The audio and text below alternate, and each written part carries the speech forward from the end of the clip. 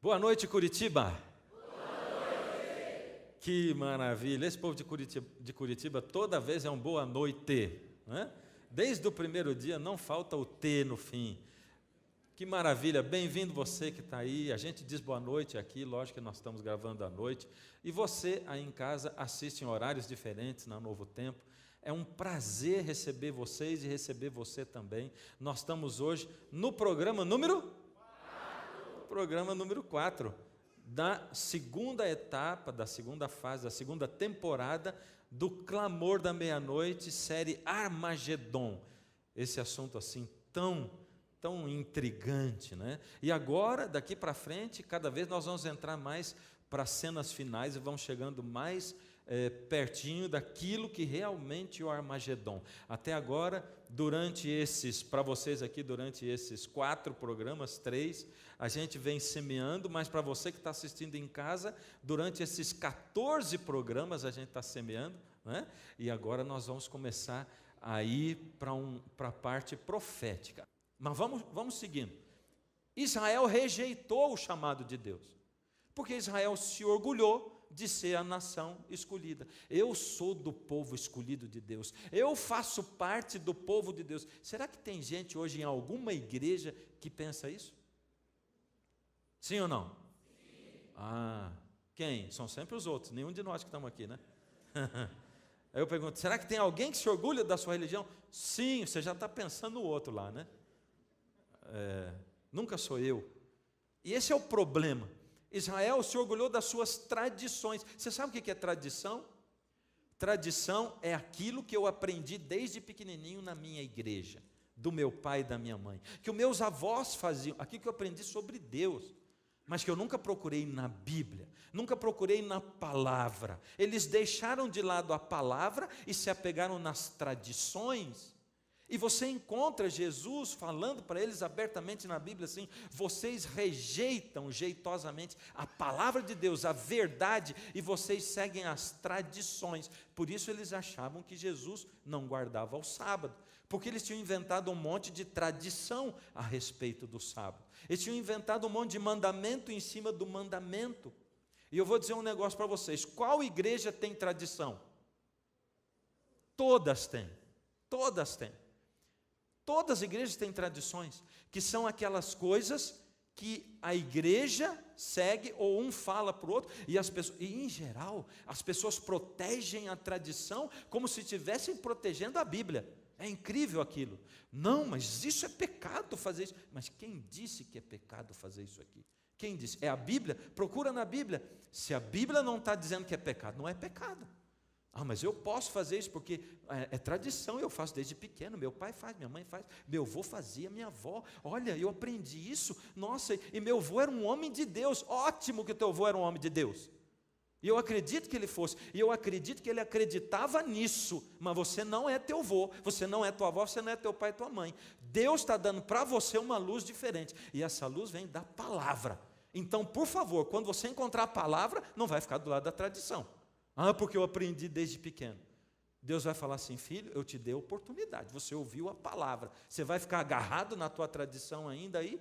Então Israel fez tudo isso, se orgulhou da religião. Tem gente que acha que porque nasceu numa religião, está salvo, faz parte do povo de Deus. Porque eu nasci nessa religião, eu nasci aqui, vou morrer aqui. É assim. Deus está dizendo: olha, eu vou te mostrar como você me serve. Eles, depois que Israel rejeitou e que surgiu a igreja cristã, aí começou uma discussão dentro da igreja cristã. Olha que coisa ridícula. Qual era essa discussão? A discussão era agora dos cristãos, porque os cristãos dizem assim: não, Israel era a oliveira que Deus chamou e que Deus regou. Acontece o seguinte: essa oliveira aí deu uma tempestade, quebrou os galhos dela tudo, e agora chegamos nós, os que não somos judeus, e o povo de Deus agora não são mais os judeus, o povo de Deus são os cristãos, e os judeus não tem nada a ver com isso. Judeu rejeitou Jesus, judeu matou Jesus, e tem gente que fala isso até hoje. Sabe quem que matou Jesus? Foi o seu pecado e o meu pecado, foi isso.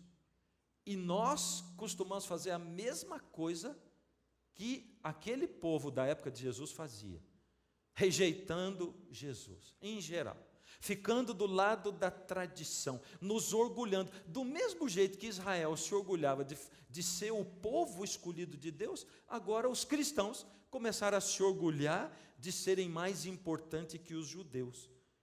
Agora, Paulo disse assim: será que aqueles judeus que agora não são mais o povo escolhido, agora nós somos Israel, sim, mas Israel espiritual? Deus diz assim: a salvação é para todo aquele que nele crê. Aliás, quando Deus chamou Israel para pregar o evangelho para o mundo, para trazer o mundo. Deus ensinou coisas maravilhosas para eles, leis de saúde, ensinou como se relacionar pai e filho, ensinou como ensinar a religião dentro de casa. Deus ensinou o marido a tratar a mulher, ensinou como lidar com os pobres. Deus fez planos maravilhosos para o povo, porque o plano de Deus, o sonho era assim: o meu povo que me conhece vai ser um povo mais sábio, mais inteligente, com um melhor nível econômico. Esse meu povo vai ter uma família mais bem estruturada. O meu povo vai ser assim. E a fama do meu povo vai correr tanto, por tantos lugares, que pessoas do mundo inteiro vão vir para saber o que eles têm de diferente. E quando o povo vier, eles vão dizer assim: é o nosso Deus que faz a diferença. Deus tinha esse sonho. E isso aconteceu no auge do reinado de Israel com Salomão. Lembra disso? Quando a rainha de Sabá foi visitar Salomão, e ela ficou maravilhada, ela diz assim: já tinham me falado muito sobre esse reino e sobre o rei dele, mas tudo que me disseram não chega aos pés da realidade. Esse era o plano de Deus. Mas o povo de Deus se orgulhou daquilo. E eles começaram a achar que eles mereciam a salvação e os outros não.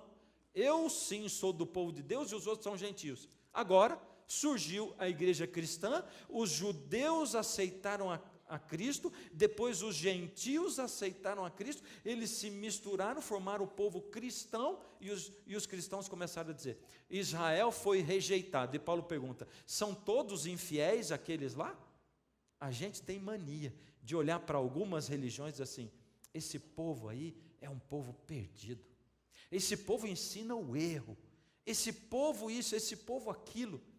A gente vê cada vez menos esse tipo de coisa, não é? Mas ainda existe, tem alguma religião que às vezes a gente discrimina e acaba discriminando as pessoas. E Paulo fala assim: são todos infiéis? Romanos 11, Paulo vai conversando sobre isso. E ele usa a ilustração da oliveira. Olha o que ele diz: pergunto, pois, acaso Deus rejeitou o seu povo? De maneira nenhuma. Eu mesmo sou israelita, Paulo disse, descendente de Abraão, da tribo de Benjamim. Aí ele cita a história de Elias, lá em Romanos 11, de 2 a 5. Vocês lembram como é que foi a história de Elias? Lembram como é que foi? Elias participou, não vou detalhar, porque não vai dar tempo, mas Elias participou de um momento espiritual muito forte na vida de Israel. O povo não sabia se seguia a Deus ou ao Deus com letra minúscula, Baal. E Elias trouxe o povo diante de Deus, junto com os sacerdotes de Baal. E ele diz assim: o altar sobre o qual descer fogo, esse é o altar de Deus. Os sacerdotes de Baal passaram a manhã inteira tentando fazer descer fogo lá, nada. E Elias fez uma oraçãozinha assim, e o altar dele pegou fogo. E Elias disse: esse é o Deus verdadeiro, o Deus de Israel é esse Deus, vocês têm que acreditar nesse Deus. E depois disso, Elias foi perseguido por uma rainha que se chamava Jezabel. Era a mulher do rei Acabe, que era o rei de Israel naquela época. E ele foi perseguido, e a fé dele acabou de uma hora para outra. Como acontece isso com a gente?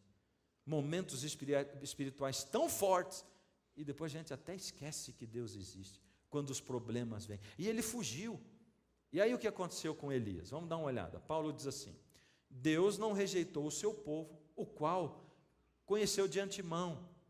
Ou vocês não sabem como Elias clamou a Deus contra Israel, conforme diz a Escritura. Deus encontrou Elias lá, fugindo no meio do nada. Ele diz: está fugindo por quê, Elias? O que está acontecendo com você? Você não crê mais em mim? O que está acontecendo? E Elias se sentia o único fiel no mundo. Já se sentiu assim? Ninguém disse não. E ninguém disse sim também. Você já se sentiu o único fiel do mundo? Tem um monte de gente que se sente assim. Ele se sente o fiel. E olha para os outros e pensa assim, coitadinhos, eles são pecadores. Tem gente que consegue sentir isso. Que coisa! E Elias se sentiu o único fiel naquele momento. Olha o que aconteceu. Elias disse para Deus, Senhor, mataram os teus profetas e derrubaram os teus altares, porque Jezabel tinha matado um monte de profeta mesmo. Sou o único que sobrou e agora estão procurando matar-me. Olha a preocupação do Elias. Eu sou o único fiel do mundo, não sobrou mais ninguém. E o que Deus respondeu para o Elias? Reservei para mim 7.000 homens que não dobraram os joelhos diante de Baal. Calma, Elias, você está pensando que é só você, rapaz? Tem 7.000 que você não sabe. Você não conhece o coração das pessoas, Elias. Você não tem nada que julgar os outros e achar que os outros estão perdidos. Eu é que sei, tem 7.000 ainda além de você. Esses não dobraram os joelhos a Baal. Aí Paulo diz, assim hoje também há um remanescente escolhido pela graça. Remanescente, esse nome grande em amarelo, o que é remanescente? Essa palavra é uma palavra-chave hoje. Presta atenção nela. Remanescente quer dizer restante. Remanescente quer dizer o que sobrou. Quando tinha uma guerra muito grande e um exército era derrotado e sobrava só um pouquinho de gente. Esse pouquinho de gente que sobrou dessa catástrofe era o remanescente. E Deus está usando esse termo para dizer que dentro de Israel, que tinha se corrompido e tinha adorado a Baal, tinha, além de Elias, um tantinho de gente, 7.000 homens e mulheres, que não dobraram o seu joelho a Baal. Ou seja, dentro do povo escolhido de Deus, tinha um remanescente, um restinho que era fiel a Deus. Você está entendendo isso? Porque na época do Antigo Testamento, não eram todos os de Israel que eram salvos. Não era assim que acontecia. Não era porque pertencia ao povo de Israel que estava salvo. Tinha que ser fiel a Deus. Ou seja, no Antigo Testamento, Deus tinha o povo dele, mas não queria dizer que todo mundo ia se salvar. Sabe o que Deus está dizendo para mim? Sabe o que Deus está dizendo para você agora? Deus está falando assim, a que igreja você pertence? A maioria de vocês aqui pertence a qual adventista? Opa, qual igreja? Essa. Agora, você que é adventista do sétimo dia, por ser adventista do sétimo dia, está salvo? Não. Sim ou não? Não. Então quer dizer que de todos nós aqui, tem um monte de gente que vai se perder, tem ou não tem? Sim. E tem um monte que vai se salvar? Sim. Engraçado, vocês falaram um sim mais forte para vai se perder do que para vai se salvar, sabe? Eu percebi isso, não sei se vocês notaram. Mas e lá na igreja Assembleia de Deus, tem um monte de gente que vai se salvar lá? Sim. E tem um monte de gente que vai se perder? Sim. E na católica, tem um monte de gente que vai se salvar lá? Sim. E tem um monte de gente que vai se perder? Deus está falando assim, dentro da igreja de Israel, eu tenho sempre lá o meu, e remanescente não é muita gente, é um pouco de gente. É isso que Deus está falando. Se você olhar na parábola, em João 10, a parábola do bom pastor, Jesus diz exatamente isso. Ele fala, eu tenho um rebanho grande, eu falo, as ovelhas ouvem a minha voz, mas as minhas ovelhas reconhecem e elas me seguem. Todas ouvem a voz de Jesus, mas só as ovelhas dele seguem Jesus. É isso que ele fala. E ele diz assim, eu ainda tenho ovelhas de outros rebanhos, de outros apriscos, e a mim convém conduzi-las, e eu vou chamar, e elas vão me ouvir, e a gente vai se juntar, e a gente vai ser um só rebanho, um só pastor. Jesus não está falando que vai reunir todas as religiões, Jesus não falando que todas as religiões estão se salvando, ele está dizendo que dentro de cada religião tem pessoas sinceras, Deus tem um remanescente dentro de cada igreja. É isso que ele está falando. Agora presta atenção, o remanescente ali diz que é escolhido pela graça.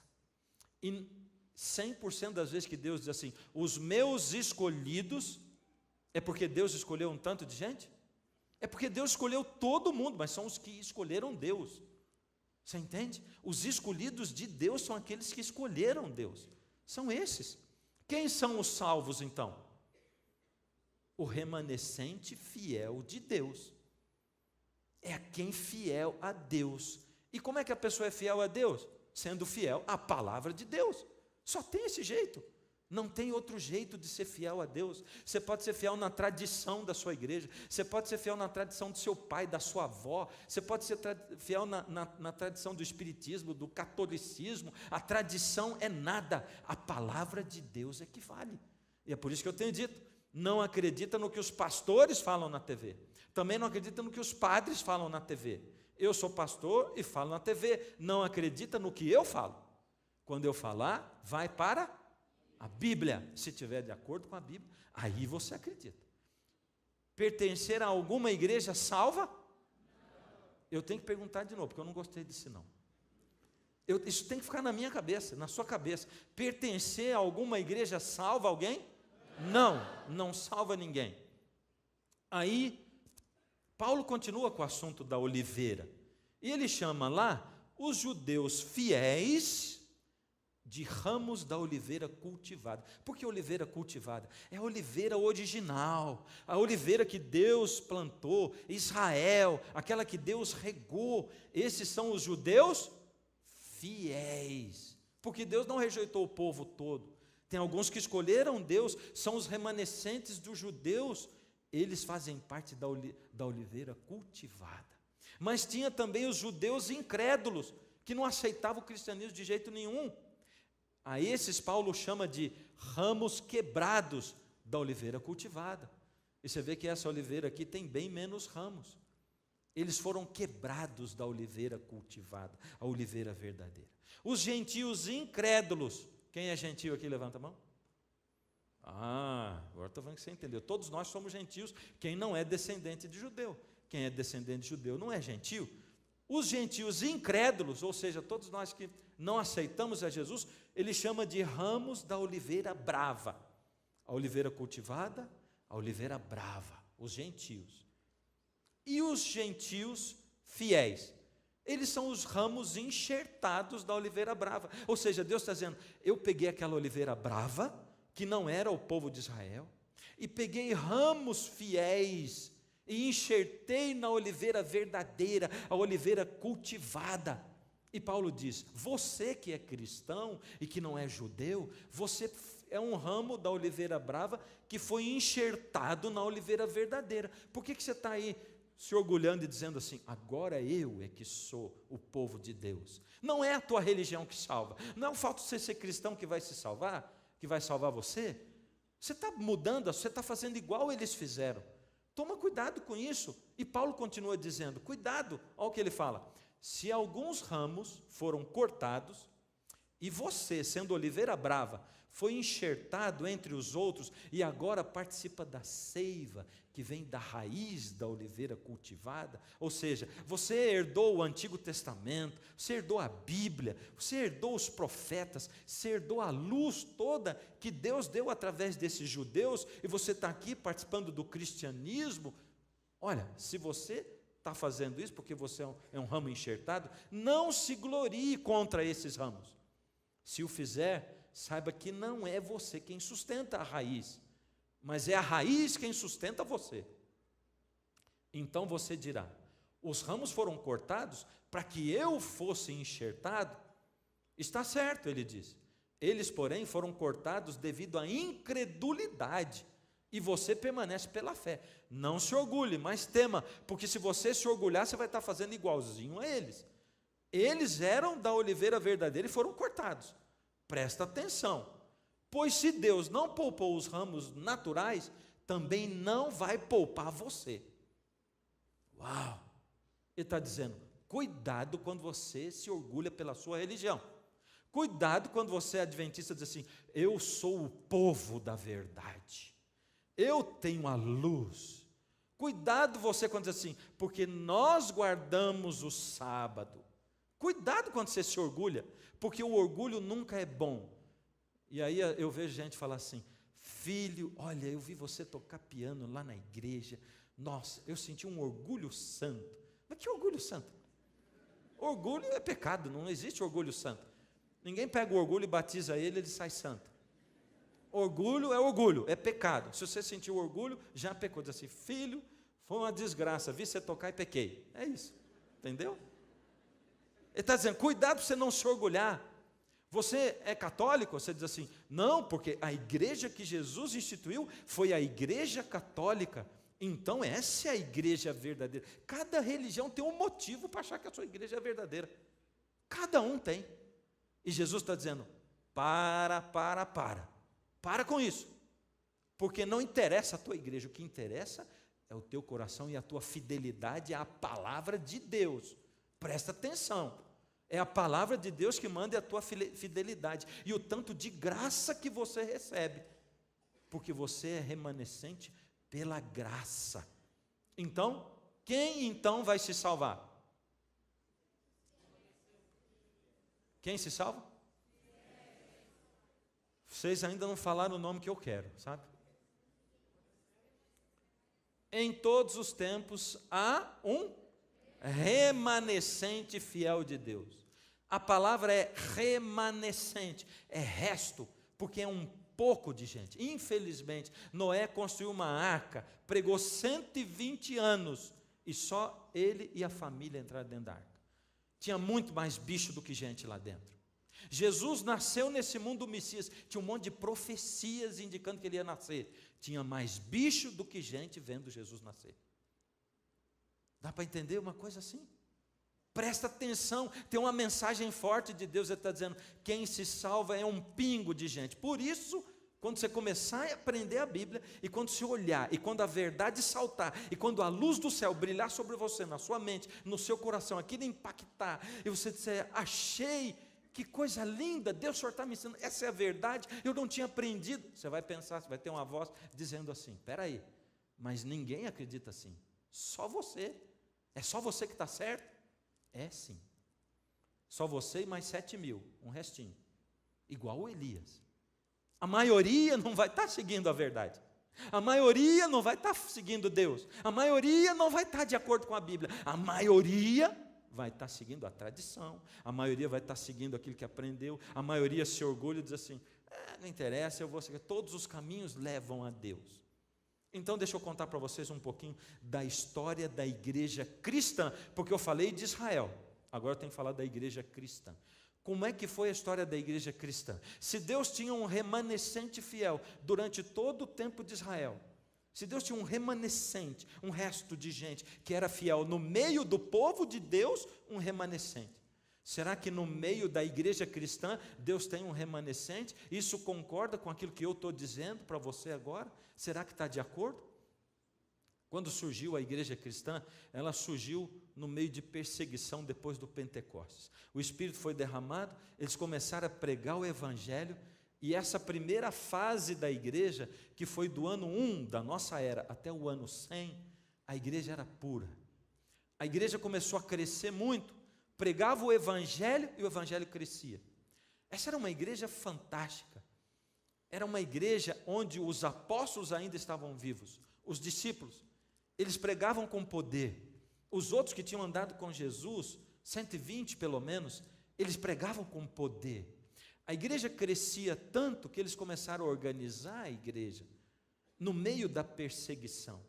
E eu acabei de dizer que a gente é uma geração de cristão egoísta, porque a gente vem para a igreja para ser servido, a gente vem, estão dizendo lá que vai ter milagre, eu preciso de emprego, eu vou lá. A gente vem por causa de milagre, por causa de emprego, por causa de dinheiro. A gente vem por isso na igreja. Muita gente, a maioria vem. Esse povo, se a gente estivesse vivendo nessa época, eu ia estar pregando para vocês assim, venham para Jesus, aceite a Jesus, saia daí da sua cadeira, aceite o poder de Jesus na sua vida, e saiba que provavelmente você vai ser morto, perseguido, porque era isso que acontecia. E quanto mais gente morria, mais o Evangelho crescia, e a perseguição estava só começando.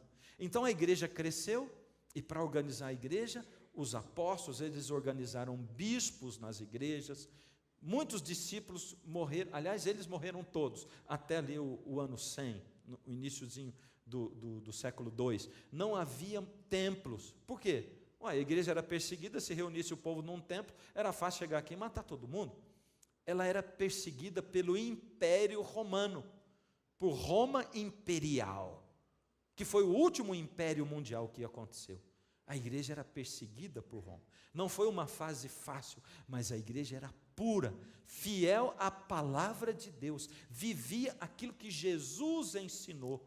Essa era a igreja cristã. Então a gente vê no nosso gráfico, os primeiros 100 anos, uma igreja pura.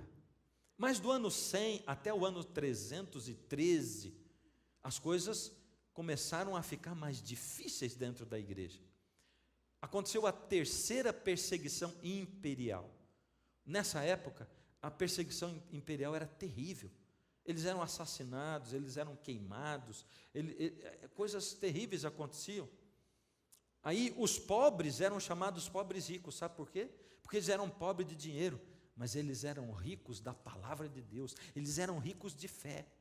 E é por isso que nessa época surgiram muitos mártires, como o bispo Policarpo de Esmirna, que foi morto. O Policarpo foi martirizado, e olha o que ele disse no momento da sua morte: eu te agradeço, porque tu, Deus, graciosamente me consideraste digno deste dia e desta honra, por poder receber uma porção do número de teus mártires no cálice de teu Cristo. Ele está dizendo: Deus, eu estou te agradecendo porque o Senhor me achou que eu era digno de sofrer como Jesus sofreu e de ser um mártir. Para mim é uma honra participar do sofrimento de Jesus. E dentro da história da igreja, a segunda fase, até o 313, a gente pode chamar essa igreja de igreja perseguida. Foi uma igreja perseguida ainda pelo Império Romano. Mas, de 313 a 538, a igreja sofre sérias mudanças. E presta atenção, essa é a história de qual igreja mesmo? Qual igreja? Cristã. Essa é a história da igreja cristã. Nessa época não tinha nenhuma outra igreja. Não tinha igreja adventista, não tinha igreja batista, não tinha presbiteriano, não tinha nada. Só tinha a igreja cristã. Essa é a nossa raiz, é a nossa história, é a história da igreja cristã. E o que começou a acontecer na igreja cristã, do ano 313 ao 538? 2 anos antes, no ano 311, surgiu um camarada, imperador do Império Romano, que se chamava? Esse povo sabe muito, sabe tudo. Nessa época, Roma, o império estava em decadência. Decadência financeira, moral, espiritual. O paganismo estava morrendo. Olha que coisa interessante. Pensa bem, os cristãos sendo perseguidos, mortos, martirizados, e o paganismo é que estava acabando. Que coisa! Como é que uma coisa assim acontece? O cristianismo só crescendo. O Constantino, que não era bobo nem nada, ele era um visionário, ele era um político. Ele olhou e disse assim: estou olhando o quadro político, religioso. O cristianismo é a religião do futuro. E eu sou pagão, o que eu vou fazer? Enquanto ligado a Maximiano, sabe quem que era Maximiano? Era o sogro do Constantino. Ele veio ligado ao Maximiano e se apresentou como sendo protegido de Hércules. Lógico, é porque o Maximiano era protegido de Hércules. E ele quis agradar o sogro, disse: eu também sou protegido de Hércules. E se declarou protegido de Hércules. Mas ele rompeu com o sogro dele e matou o sogro. Ô, genro bom esse, não é? Matou o sogro. E agora ele se colocou sob a proteção do Deus Sol invicto. Esse era o Deus dele, na verdade. Ele só se declarou o protegido de Hércules por causa do sogro. Assim que ele conseguiu matar o sogro, diz: bom, agora eu sou protegido do Deus Sol invicto. Mas ele entrou para a história, o Constantino, como o primeiro imperador a declarar-se cristão em 28 de outubro de 312 da nossa era. Será que ele tinha se convertido mesmo? Como é que eu posso saber? Porque eu não conheço corações, né? Agora, a gente vai acompanhar vendo os atos de Constantino, o que ele fez dali para frente, se foi só uma intenção política ou não. Ele tornou o cristianismo a religião oficial do império, em 337. Isso foi bom ou foi ruim? Bom ou ruim? Foi bom? Por quê? Acabou a perseguição? Foi bom? Não foi bom coisa nenhuma. E isso é o que pensaram os cristãos da época. Sabe o que os cristãos da época pensaram? Agora o imperador se batizou. Agora nós temos um imperador cristão. Agora ele é dos nossos. E ele diz, agora o cristianismo vai ser a religião oficial do império. Ele corrompeu os bispos e líderes da igreja. E começou a colocar o paganismo dentro da igreja cristã. Olha o jeito do dragão atuar. Ele atua através de força e através de misturar verdade com mentira, através de engano. Força e engano. E agora, Constantino começou a introduzir itens pagãos dentro da igreja cristã. Ele corrompeu os bispos. Agora, depois de ser tão perseguido, nós temos o imperador, nós não vamos desagradar o nosso imperador. O sonho dele era que a igreja fosse um instrumento nas mãos do Estado, nas mãos do império. Ele diz assim, esse povo é um povo cheio de fé, esse povo é um povo cheio de convicção. Eu sou o imperador, se esse povo estiver do meu lado, eu posso usar a igreja como uma grande arma para eu poder liderar isso aqui. E Constantino foi quem construiu os primeiros templos. E a gente tem os templos até hoje. E dentro dos templos ele começou a colocar imagens de escultura, que até então não existia dentro da igreja cristã.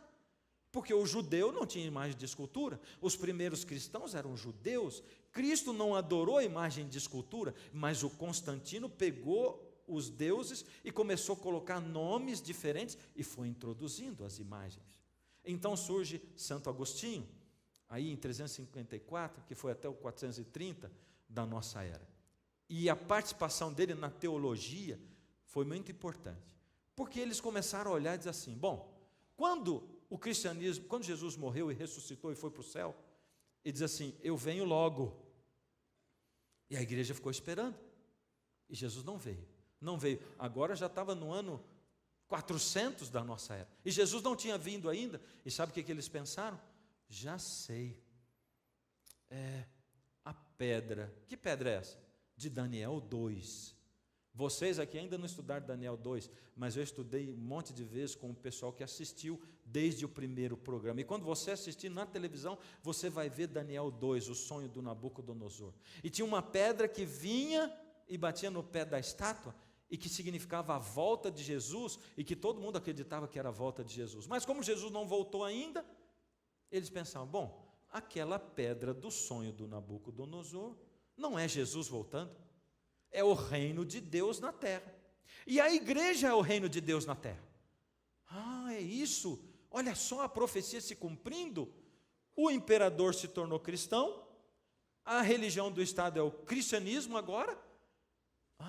A igreja é o reino de Deus. O que a gente tem que fazer? Nós temos que alcançar os outros reinos do mundo, que não estão sob a liderança de Roma, o império de Roma. Então o que nós vamos fazer? A missão da igreja é destruir os reinos terrestres, que não são a favor do cristianismo, transformar o mundo em uma sociedade cristã, estabelecer a igreja como o reino eterno de Deus na terra. Eles estavam querendo colocar o cristianismo goela abaixo dos outros países através da força. E a força é a arma de Deus? Não. Deus não age pela força. Satanás age pela força. Deus não age, Satanás age pela força. A igreja agora mesmo é o reino de Cristo e o reino dos céus. Consequentemente, agora mesmo, seus santos já reinam com ele. Aí eles dizem que a igreja ia levar 1000 anos para poder submeter as outras nações. E no final dos 1000 anos, Jesus voltaria. Olha o que Jesus disse em Mateus 26. Mete no seu lugar a tua espada, porque todos os que lançarem mão da espada, a espada morrerão. Jesus nunca foi a favor da força. Jesus não ganhou nada pela força. Ele diz que o reino dos céus não se ganha pela força. Quando ele conversou com Pilatos, ele disse, o meu reino não é desse mundo. Nessa época foi introduzido dentro do cristianismo o quê? Oração pelos mortos, aí está a data. O que mais? Fazer o sinal da cruz também não tinha na igreja cristã. Nessa época foi introduzida a queima de velas, que não existia dentro do cristianismo. O uso de imagens de escultura, as roupas diferentes para o clero. Nós fazemos parte do clero, separação entre os cristãos e o clero. Nessa época.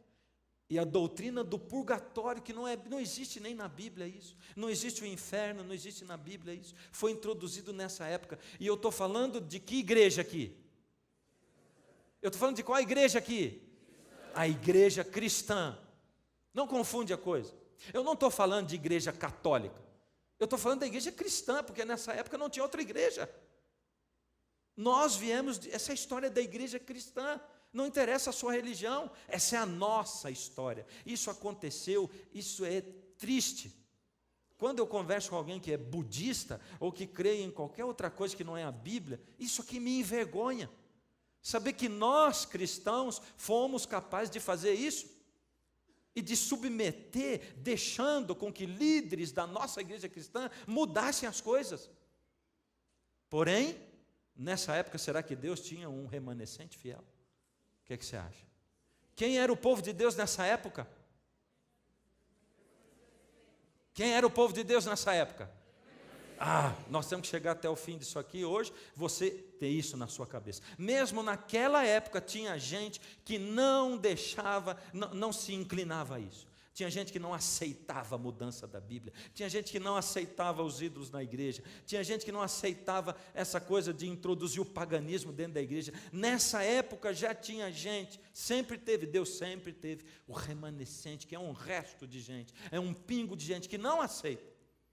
Já em Babilônia, o deus Tamuz era considerado o deus Sol. Lembra? O mesmo deus do Constantino, o deus Sol invicto. E lá em Babilônia, ele era adorado no primeiro dia da semana, que é chamado em inglês Sun, que é Sol, Day, dia do Sol. Em Babilônia já acontecia isso. Quem era o povo de Deus nessa época? O remanescente fiel de Deus. Então essa terceira fase da igreja, a gente chama da igreja corrompida, porque a igreja de Deus, a igreja cristã, foi se corrompendo. Porque até o ano 538, você viu lá o que diz o gráfico? De 313 até 538. O que mudou em 538? Teve uma mudança tremenda. Olha só. Ali foi dito que acabou o Império Romano, verdade? Olha só, a igreja não tinha um líder oficial, até aqui não tinha, sabe? A gente já estudou dentro dessa série também o fato de Pedro ser ou não ser o primeiro papa. Até aqui não tinha papa, em 538 não tinha nenhum papa. Aqui tinha bispos. A capital do império foi mudada de Roma para Constantinopla. O bispo de Roma, ele ampliou o poder dele. Por quê? Foi para lá, o bispo ficou sozinho e o poder político dele começou a crescer. O bispo de Constantinopla começou a ter uma discussão com o bispo de Roma. E os dois começaram a lutar pelo poderio da igreja. E os dois estavam reivindicando esse direito de serem líderes. Essa disputa pela liderança cresceu muito. O bispo de Roma pelo bispo da capital, que era Constantinopla.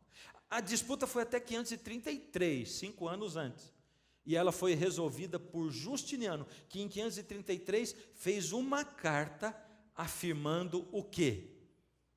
Que o bispo de Roma seria a cabeça de todas as igrejas, a cabeça de todos os santos sacerdotes de Deus. Então, o imperador Justiniano foi quem fez essa carta, afirmando que ali em 533, o bispo de Roma seria o líder de todos os outros bispos, e que a igreja teria um líder, era o império unido com a igreja. Sabe de uma coisa? Sempre que a igreja se une com política, é pernicioso, não presta. Você entende? Eu estou falando que sempre que uma igreja decide colocar uma bancada de vereadores, de deputados, de políticos dentro do Congresso, do que for, é ruim, não presta. Porque a igreja se corrompe, se vende por poder. Isso é histórico, a gente está vendo aqui, ó. Isso é sempre assim. Você entende? Eu pergunto sempre se você entende, porque eu fico olhando para a casa de vocês e você ficou assim. Parece que estão espantados. E eu fico imaginando você lá em casa. E eu acho que você fica com essa cara porque você está entendendo. E essa é a verdade. E eu não posso dizer o contrário, porque eu tenho que dizer a verdade. E a verdade diz assim: quando a igreja se une com o Estado, não presta. Seria bom se o próximo presidente do Brasil fosse um adventista e dissesse: de agora em diante a religião oficial do Estado brasileiro é a igreja adventista. Não é bom, nada disso é bom. Seria bom, lá nos Estados Unidos não pode mais ler Bíblia nas escolas públicas, não pode mais. Seria bom se voltasse a ler? Sim ou não? Ah, está vendo como é que a gente se confunde? Não seria bom não, porque isso seria imposto àqueles que não acreditam na Bíblia. E Deus não age pela força. Se a escola é pública, não é bom. Não é bom. Porque eu não posso impor a uma criança que não acredita na Bíblia estudar a Bíblia. Você está entendendo? Nada é imposto. Deus não age pela força. Ah, nós vamos agora instituir que a Bíblia tem que ser lida nas escolas. Está errado. Deus, Ele aceita quem o aceita, quem o escolhe. Ele escolheu todo mundo. Deus é o Deus da liberdade. Jesus morreu pela sua liberdade. Aliás, quando Ele resolveu criar a gente, Ele já sabia o que ia acontecer. Se Ele não tivesse dado liberdade para ninguém, não tinha acontecido nada disso. Ele só morreu porque Ele escolheu da liberdade. E se tem uma coisa que Deus preza nesse mundo, é a liberdade de cada ser humano. Agora, em 533, surge o líder de todos os santos e de todos os sacerdotes. Mas eu disse que muda em 538, não 533. Por quê? Olha, esse verso diz assim: sabemos que os que julgam ser príncipes, Jesus dizendo, das gentes, delas se assenhoreiam, se tornam senhores. E os seus grandes usam de autoridade sobre elas. Mas entre vós, meus discípulos, não é assim. Antes, qualquer que entre vós quiser ser grande, será vosso servo. E qualquer que dentre vós quiser ser o primeiro, será servo de todos. Isso é um negócio para a gente meditar a vida inteira, sabe? Toda vez que eu desejo um cargo, toda vez que eu desejo uma posição, toda vez que eu penso que se eu perder tal cargo, vai ser muito ruim para mim, e eu vou ser humilhado, eu tenho que lembrar desse verso. Você deseja ser grande? Os grandes para Deus são os pequenos. É bonito, difícil de viver, mas esse é nosso alvo. O bispo de Roma, ele ainda estava amarrado. Em 533 ele não conseguia ainda liderar tudo. Ele não conseguia todo o poder que ele queria. Sabe por quê? Porque tinha 3 reinos: os vândalos, os érulos e os ostrogodos, que eram completamente contra ele. Aliás, eles não eram nem cristãos, eles eram rebeldes. Mas em 534, o bispo de Roma, aliado com Justiniano, a igreja e o Estado, destruíram os vândalos e eles sumiram do mapa. Em 493, os érulos também, mas ficaram ali os ostrogodos atrapalhando. Estavam ali. Quem eram os ostrogodos? Eles acreditavam que Jesus não é Deus, eles eram arianos. Eles eram considerados hereges pela igreja. E enquanto os ostrogodos estivessem ali, o bispo de Roma não ia conseguir soberania. Então não ia adiantar nada o decreto do Justiniano. Mas em 538, Justiniano foi lá e derrotou os ostrogodos. Essa última das 3 tribos hereges. Estava ali o Papa, junto com Justiniano, e para que o Papa pudesse ter a supremacia agora, eles foram lá e derrotaram os ostrogodos, e os ostrogodos sumiram do mapa. Agora o Papa tinha total supremacia, e a partir desse 538, vergonha para nós cristãos de novo. A igreja mergulhou no absurdo dos absurdos, e isso a gente aprende nos livros de história, história geral, história universal. Começamos a viver a idade das trevas. E por que foi o absurdo dos absurdos? Ali Justiniano e o Papa derrotam, eliminam os ostrogodos, e começa a supremacia papal. Um período terrível de absurdos. Nesse tempo, a igreja cristã proibiu a Bíblia, porque eles ensinavam tanta coisa errada, que as pessoas começavam a olhar e dizer assim, mas isso não está na Bíblia. Então eles proibiram a Bíblia. Nessa época, e olha o que diz aí, e conhecereis, Jesus dizendo, conhecereis a verdade, e a verdade vos libertará. Santifica-os na verdade, a tua palavra é a verdade. Como é que podia viver sem a Bíblia? É que a igreja estava corrompida no último. Eles mudaram o sábado para o domingo, nessa época, mudaram o sábado para o domingo.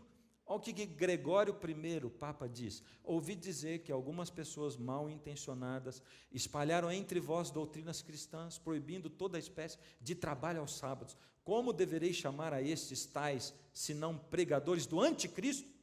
Tudo quanto diz respeito ao sábado, nós o tomamos em sentido espiritual e assim o observamos. Era a igreja usando a sua autoridade para mudar. Nessa época, introduziram a doutrina do purgatório, que não existe, do inferno, que não existe na Bíblia.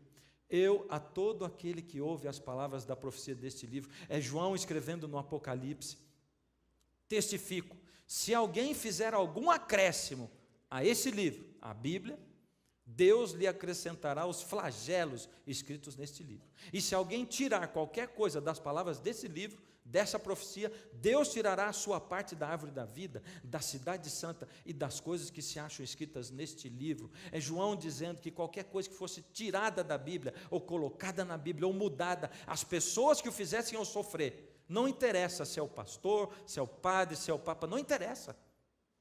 A Bíblia é a palavra de Deus, você está entendendo isso aqui? Aqui nessa época, será que Deus tinha o remanescente dele?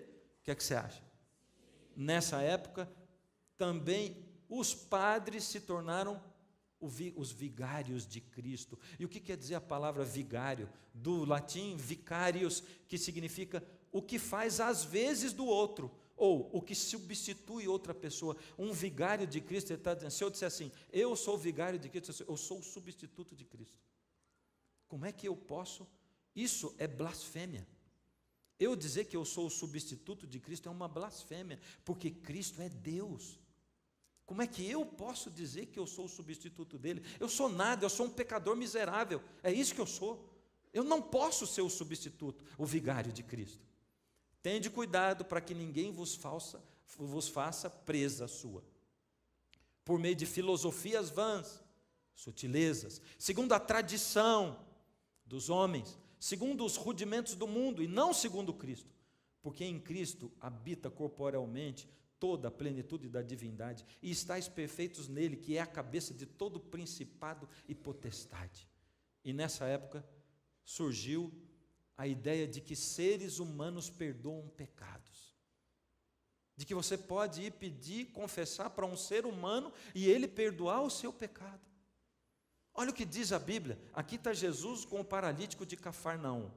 Vendo-lhes, pois, a fé, Jesus disse ao paralítico, estava Jesus na casa, um monte de fariseus, o paralítico desceu, Jesus olhou, vendo a fé, Jesus disse, os teus pecados estão perdoados. Mas os escribas que estavam lá, o que eles fizeram? Pensavam no coração deles, por que ele fala desse jeito? Isso é blasfêmia, quem pode perdoar pecados senão um que é Deus? Quem é que pode perdoar pecados? Só quem pode perdoar pecado? Deus. E Jesus, percebendo logo, pelo seu Espírito, que eles assim pensavam, diz para eles, ora, para que vocês saibam que o Filho do Homem, Jesus, tem sobre a terra para perdoar pecados, disse ao paralítico, eu te mando, levanta-te, toma o teu leito e vai para a tua casa. Jesus estava dizendo, é sim, só Deus tem autoridade para perdoar pecado, mas eu também sou Deus, e eu estou dizendo que eu tenho autoridade, perdoa o pecado. Agora, um ser humano perdoar pecados? E a última coisa, isso aqui é o absurdo dos absurdos, porque a partir desse momento, a igreja cristã começou a perseguir o remanescente. Inquisição é o nome disso. Ou seja, todos aqueles que permaneciam fiel à Bíblia, fiéis a Deus, todos aqueles que não aceitavam a tradição, todos aqueles que não aceitavam essas mudanças, todos aqueles que eram fiéis ao Deus do céu, começaram a ser perseguidos. Meu Deus, pela própria igreja cristã. O termo Inquisição refere-se a várias instituições dedicadas à supressão da heresia no seio da igreja. Aqui está dizendo a igreja católica, mas não tinha outra igreja, era a igreja cristã. É da onde nós viemos. E você tem aqui algumas ilustraçõezinhas da Inquisição, não é? De torturas que eram feitas, daquilo que acontecia nessa época terrível de perseguição. E Deus tinha o remanescente dele lá ou não? Então vamos falar. Nessa época, quem era o povo de Deus? Não era a igreja cristã? Não era a igreja católica? Não era a igreja cristã toda. Era o remanescente. O povo de Deus. O remanescente de Deus. O remanescente fiel. Aí veio o declínio deles. E como é que aconteceu esse declínio deles? Cresce o conhecimento. Então agora vem Platão, Sócrates, vem a época do Renascimento, o humanismo começa a acontecer, o mundo começa a se tornar racional, tudo tem que ser explicado. Gutenberg, as pessoas já não aceitavam mais a liderança da igreja. Gutenberg, ele inventa a imprensa e a Bíblia começa a ser publicada. O primeiro livro publicado por Gutenberg foi a Bíblia. E a ciência moderna, a igreja perde a força dela. Em 1517, Martinho Lutero prega as 95 teses na porta da igreja. Ele não queria romper com a igreja. Ele queria reformar a igreja, ele não queria fazer uma outra igreja. O que ele queria era voltar à Bíblia, porque ele estudava a Bíblia como monge, a Bíblia acorrentada. Ele estudava ali e ele foi descobrindo a Bíblia, a salvação pela graça, e ele queria contar isso para os outros. Nessa época surgiu Voltaire, Rousseau, Immanuel Kant, Descartes. Cresce o saber e diminui o poder papal. Vem diminuindo e vem diminuindo. No século XVIII acontecem dois eventos. A Revolução Americana e acontece também a Revolução Francesa. Ela se revolta contra o catolicismo, a liderança do Papa. Mas finalmente chega o tempo, em 1798, da ferida mortal da supremacia papal. Eles recebem uma ferida mortal. Ele veio decaindo, e 798 foi uma ferida mortal. O que aconteceu? O general Berthier prendeu o Papa Pio VI. Tirou os estados papais. E eles perderam o domínio deles. Perderam a autoridade política.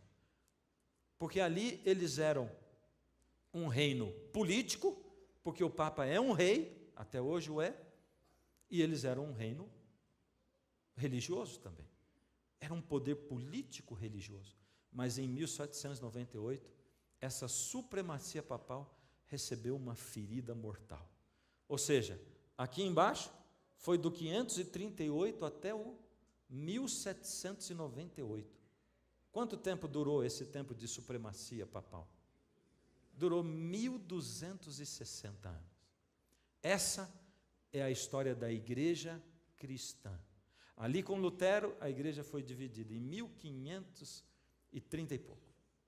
E de lá para cá surgiram outras igrejas, mas até ali, essa é a história da igreja cristã. E essa supremacia papal terminou lá com aquela ferida mortal em 1798.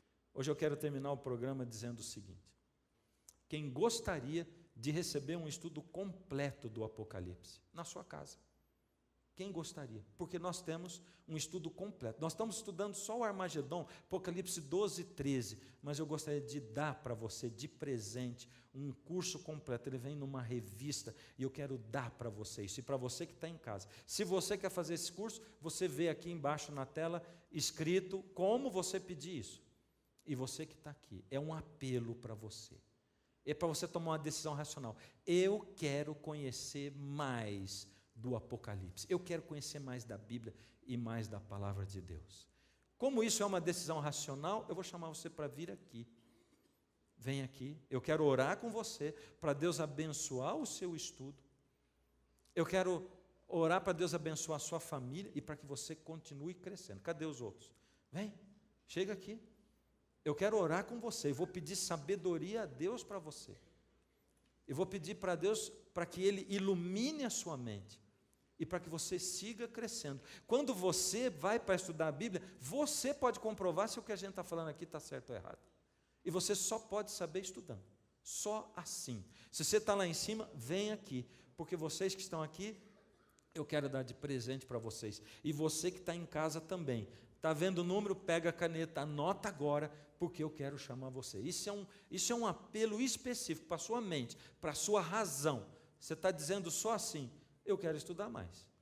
Está me incomodando esse negócio, não posso ficar só ouvindo. E eu estou te desafiando, não fique só ouvindo o que eu estou falando. Para com isso. Por que você tem que aceitar que o que eu estou falando é verdade? Vai estudar você. Vai comprovar você se está certo. Vai ver se está certo o que eu estou dizendo ou não. Vai estudar.